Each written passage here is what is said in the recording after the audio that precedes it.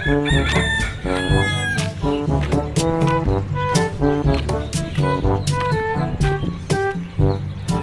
so panibagong umaga at panibagong video tayo. Tayo sa Sibali. Yung tawag ng seawall dito sa Sibali.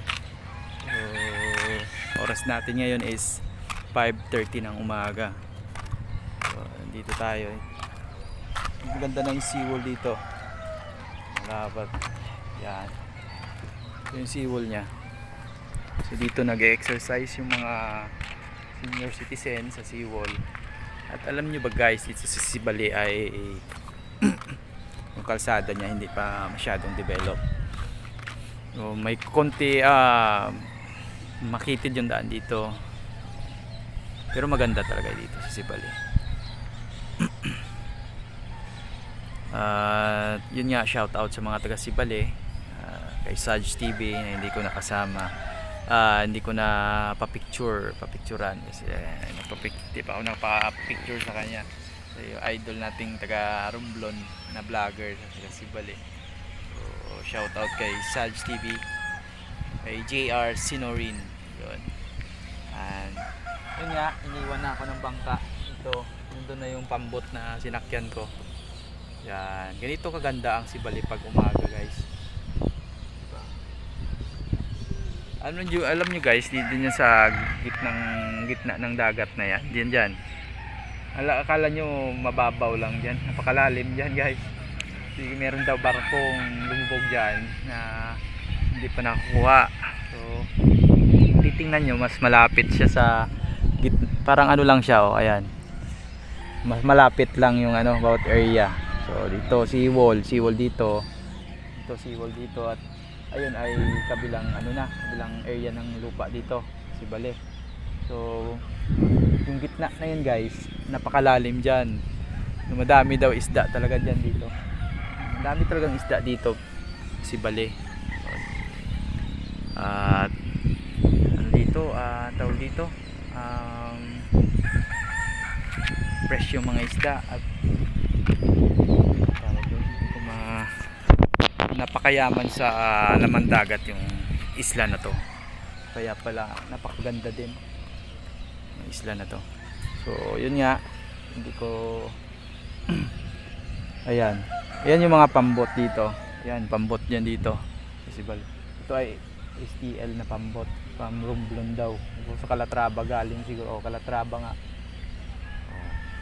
Ayan guys, so ito yung yung ko pa yung oras biyahe ito. Guys, ito yung seawall. Maganda no, seawall. Ayan. Ayun yung Navy. Ikot na naman siguro yung bangka ng Navy. Ayun, kung nakikita nyo yung bangka na yun, yung gumagalaw. Ayun, yun yung bangka ng Navy dito. May naval ship dito na nakadaong. So ayan, alis na sila. May pupuntahan siguro, magronda dito kasi dami talagang isda dito sa Sibali, laman dagat.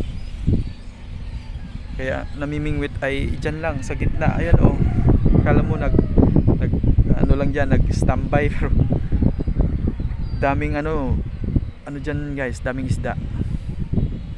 Kung ikutin mo yung Sibali, siguro may hindi mo maikot siya ng maikot mo naman siya ng wala pa siguro isang araw, mga isang oras, 2 oras, 3 oras ganon.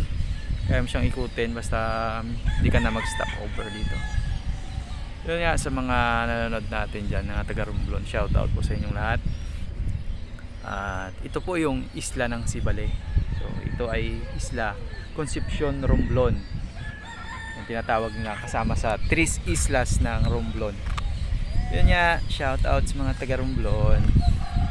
At ako ay mamaya pa siguro makakauwi kasi inintay natin yung isang pambot dito na biyaheng Calatrava na. So sana ay makarating dito at makasakay ako. At ako ay iniwan na ng katrabaho ko, ay pinauwi ko na sa Pinamalayan. Ayan nga guys. At isa pa dito sa Sibali, yung bawal dito mamana, bawal din dito manglambat dito. Pwede ka mamingwit dyan sa gitna dito sa seawall na to, sakop na area ng Sibale na dito sa area na to. Bawal kang mamana dito or manglambat. Okay lang na mamingwit ka ng normal, yung jigging ganon, okay lang yon. Pero kung mamamana ka dito, huhulihin ka nila. Ayan, makikita mo talaga yung mga isda dito ilalim. Hindi natin makita ay malalim siya. Yun nga, bawal dito manglambat, bawal dito mamana. So okay lang mamingwit ganun. Pero may part dito sa Sibale side, sa ibang area ng Sibale, sa kabilang side ng Sibale, yung mga ano na yan, sa likod ng area na to, pwede kang manglambat, mamana. Pero dito sa area na to, hanggang doon sa area na yun, bawal po atang mamana, dito, manglambat. Tsaka yung lupa dito guys, ito, yung lupa na to, bawal silang kumuha ng lupa dito mismo sa kanilang land area, dito sa dagat. Bawal silang kumuha ng lupa dito guys. So ang ginagawa nila, bumibili sila ng lupa. Ayun, yung lupa na yan ay galing pa yan sa barge, lagay ng mga lupa. Yun, o yan, madami, diba? Pag nagpapagawa ka ng dito, ng structure dito sa Sibale, kailangan mong bumili ng lupa or kumuha ng lupa, bumili ng lupa sa Mindoro bago nila dadalhin dito. Kasi bawal nga silang kumuha ng lupa dito kasi maliit na rin isla, hindi na rin mamaya pag at saka puro bato, bato din dito. Nahirap kang makaano ng lupa din. Kaya yung mga tao dito pag nagpapagawa ng bahay, kailangan bumibili sila ng lupa sa ibang area o sinasakay nila sa pambot. Tsaka kung magpagawa siguro ng lupa dito ng bahay dito, siguro magagastusan ka talaga kasi yung lupa ay yung mga gagamitin mong lupa, yung ganon, ito ay kukunin mo pa sa ibang isla. So mapagastusan ka kasi magastos ka sa pambot na sasakyan mo. Hey guys, thank you po sa panonood sa munting vlog natin, munting video natin. Tapos sa mga taga Romblon. Thank you po sa panonood.